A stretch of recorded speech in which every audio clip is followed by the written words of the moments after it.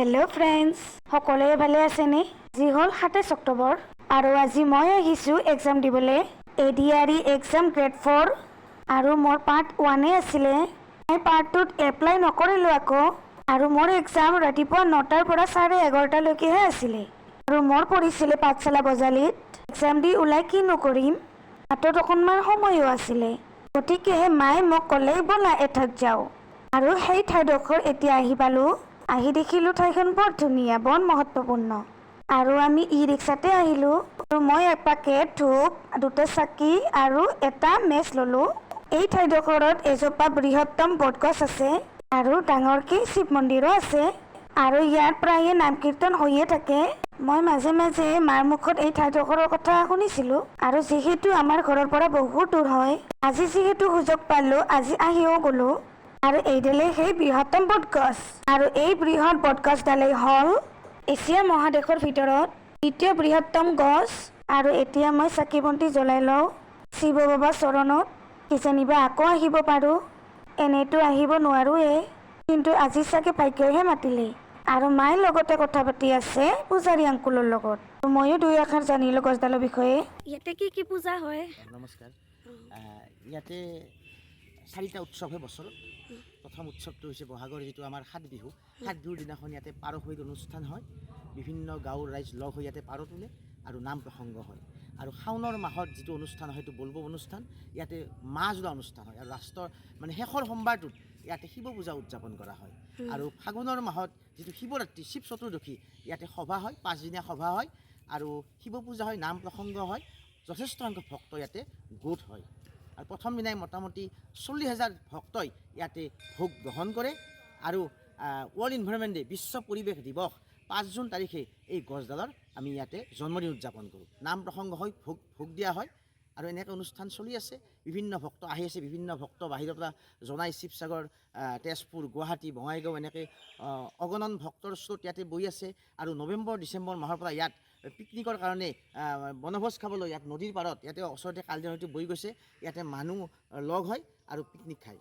আৰু এইখিনি আমি ইয়াতে 3জন মানুহে এইখিনি মন্দিৰ কামখিনি আমি চম্ভালি আছোঁ, কৰি আছোঁ, ভগৱানৰ কৃপাতে কৰি আছোঁ। আৰু ইয়াতে মোটামুটি গছডালে 3.5 বিঘামান মাটি ইয়াতে গোটেই ঠাল ঠেঙুলি সহকাৰে আগুৰি আছে।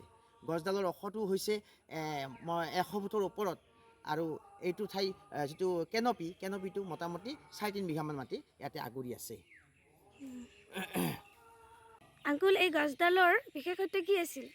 এই গছডাল কোনেও ৰোৱা নহয়, এই গছডাল নিজে নিজে হোৱা। আৰু এই গছডাল 1912 চনৰ সেই সময়ত সেইসকলৰ মানুহে আৱিষ্কাৰ কৰিছিল। আৰু গছডালৰ বয়স প্ৰায় আনুমানিক 350 বছৰমান হ'ব। আৰু এই গছডালকে ভগৱান ৰূপে ভাবি গছৰ তলতে এটি খেৰেৰে সৰু মন্দিৰ সাজি ইয়াৰে যিসকল আজো ককাসকল আছে তেওঁলোকে ইয়াতে পূজা অৰ্চনা কৰিছিল। আৰু সেইমতে আজিলৈকে এটা দীঘল পৰিক্ৰমা, আজি 100 বছৰীয়া পৰিক্ৰমা এটা চলি আছে। আৰু এতিয়া নতুনকৈ মন্দিৰ নিৰ্মাণ হৈছে। আৰু এইটো বিষ্ণুধান হিচাপে জনাজাত, বিষ্ণুধান হিচাপে। আৰু গছডালৰ নাম হৈছে এইটো বটগছ। আৰু এই গছডালে এছিয়াৰ 2য় বৃহত্তম গছ। আৰু প্ৰথমডাল গছ সেইটো কলিকতাত আছে, আৰু এইডাল এছিয়াৰ 2য় বৃহত্তম গছ হিচাপে আমি ইয়াৰ পৰা দাবী কৰোঁ। আৰু এনেকুৱা কোনো ধৰণৰ আমাৰ আৰ্গুমেণ্টছ আমি পোৱা নাই, বাহিৰৰ পৰা কোনো ধৰণৰ ভক্ত আমাক জনোৱা নাই যে আৰু এনেকুৱা গছ আছে। গতিকে আমি দ্বিতীয় বটবৃক্ষ হিচাপে আমি চিহ্নিত কৰিছোঁ। আৰু ধন্যবাদ আংকুল, আপোনাৰ পৰা বহুতখিনি জানিব পাৰিলোঁ, শিকিব পাৰিলোঁ। গতিকে পূজাৰী আংকুলে গোটেইখিনি কৈ দিলেই। আৰু এই ঠাইখনত অসমৰ জনপ্ৰিয় ইউটিউবাৰ ডিম্পু দাও আহিছিলে। মোৰ ইয়াত আহি খুবেই ভাল লাগিলে। বিভিন্ন ঠাল ঠেঙুলিৰে এটা বৃহত্তৰ অঞ্চল আগুৰি আছে গছজোপাই। বজালী জিলাৰ জালিঘাটত আছে এই গছজোপা। চাওকচোন ফ্ৰেণ্ডছ, কিমান ডাঙৰ গছ, মই দেখোন চাই থাকিলে শেষেই নহয়। খুবেই ধুনীয়া পৰিৱেশ, কিন্তু গছডালৰ চাৰিওকাষে বেৰ দি থৈছে।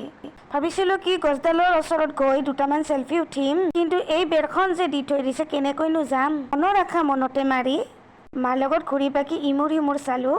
যিমান চাই থাকিলেও হেঁপাহ নেপলাইচোন। ফ্ৰেণ্ডছ, কেতিয়াবা আপোনালোকে আহকচোন, বহুত ভাল পাব আহিলে। আৰু কেতিয়াবা আহিব পাৰোঁ সেইটোতো ক'ব নোৱাৰোঁ। আৰু আমি ঘৰলৈও সোনকাল যাব লাগিব। আৰু এতিয়ালৈকে একো খোৱাও হোৱা নাই। এই ঠাইডোখৰত প্ৰায় ভক্ত আহিয়ে থাকে, আৰু আজি সিমান মানুহ হোৱা নাই বাৰু। কিজানি উৎসৱ লৈয়ে হৈ চাগে মানুহ। এতিয়া ইটো মন্দিৰতে সেৱা জনালো আৰু পূজাৰী আংকলে হাতৰ ৰঙা ধাগাও বান্ধি দিলে। এতিয়া প্ৰসাদলৈকে ৰখি আছো। প্ৰসাদ নলোৱাকে গ'লেচোন ভাল নালাগে। ফ্ৰেণ্ডছ, ভিডিঅ'টো মোৰ যোৱাকালিৰে আছিলে। কিবা এটা অসুবিধাত কালি আপলোড কৰিব নোৱাৰিলো। আকৌ এবাৰ কৈছো, মোৰ কিন্তু আহি খুবেই ভাল লাগিলে। এতিয়া আমি প্ৰসাদ পাতি লৈ ঘৰলৈ যাব ওলাইছো। বৰ ভোকো লাগিছে অ। এতিয়া আমি ভাৰ্গৱীত পৰঠা খাবলৈ লৈছো। ইয়াত আকৌ পৰঠাৰ জুতিয়ে বেলেগ। মাকো খাবলৈ আৰম্ভ দিলে। পৰঠা এখন আকৌ এই দাদাজনকো খুৱাই দিলো। এইজন দাদা ৰিক্সাখনতে আজি গোটেই দিনটো ঘূৰিলো। আজিলৈ বাই।